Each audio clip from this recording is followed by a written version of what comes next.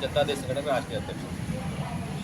आप लगातार जो है धरना देते आए हैं। कई बार आपने जो है मौलाना वहाँ का साहबा का पीजीआई का भी धरना दिया है और भी कई सारे धरने आपने दिए हैं और जो सक्सेसफुल भी हुए। आज आप ये महिला समूह के साथ यहाँ बैठे हैं और ये धरना है, क्या मांगे हैं इनकी और क्या चीज़ों की निर्णय लिया है? देखिए, पहले तो सबसे पहले तो सभी मीडिया कर्मियों का बहुत बहुत धन्यवाद कि उन्होंने यहाँ इस मंच पर आकर महिलाओं की समस्याओं का जानने का जो प्रयास किया और सरकार तक पहुँचाने का जो आपका प्रयास है, उसके लिए आप सबका बहुत बहुत धन्यवाद। देखिए, जनता दल संगठन पिछले 5 सालों से समाज की और देश की सेवा में है। सबसे पहला कदम था शेखुल हिंद मौलाना महमूद हसन मेडिकल कॉलेज, जो आपने बताया, उसमें पीजीआई में सुविधा नहीं थी।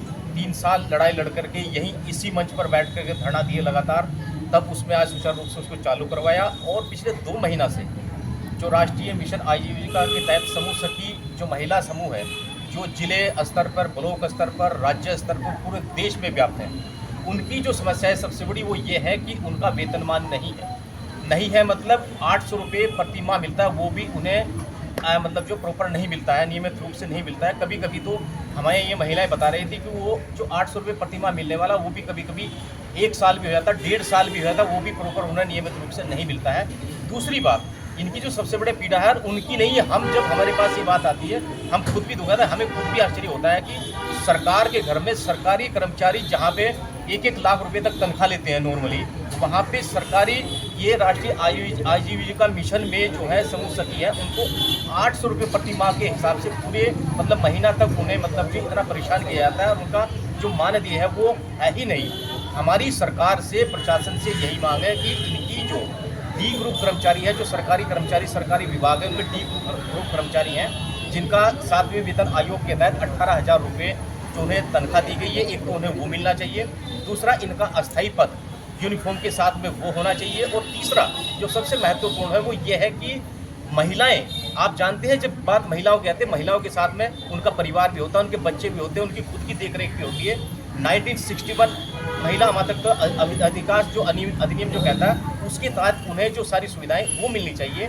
यही जनता दल संगठन यहाँ पे इस मंच से आप लोगों के माध्यम से सरकार से मांग करता है।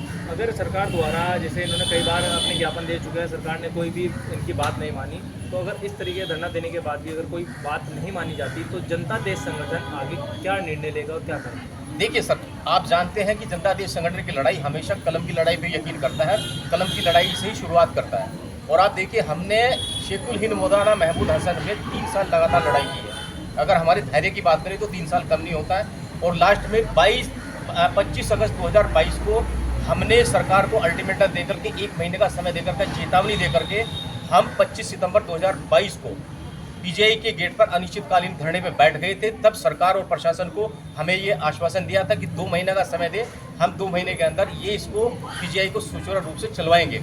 और 2 महीने बाद आप धरने बैठे हैं, अब इसको कितने दिन में आप करने का काम? देखिए, ये हमारा प्रयास है। आप सब जानते हैं कि हम ये लिखित नहीं दे सकते कि भी अगले वाले धरने पे इसका प्रशासन हमें आश्वासन दे देगा, ये इन्हें इनकी तनख्वाह मिल जाएगा। लेकिन जनता दल संगठन आपके माध्यम से, इस मंच से और आपके माध्यम से सरकार को ये अवगत कराना चाहता है कि जनता दल संगठन के धैर्य की परीक्षा ना ले। हम चाहेंगे कि जनता दल संगठन इन महिलाओं की जो परेशानी जितना जल्दी प्रशासन इस पर गौर करे, इसे गंभीरता से ले, इनकी जो मांगे हैं उसे उठाए, नहीं तो कड़े कदम उठाने को बाध्य होगा। बहुत बहुत धन्यवाद।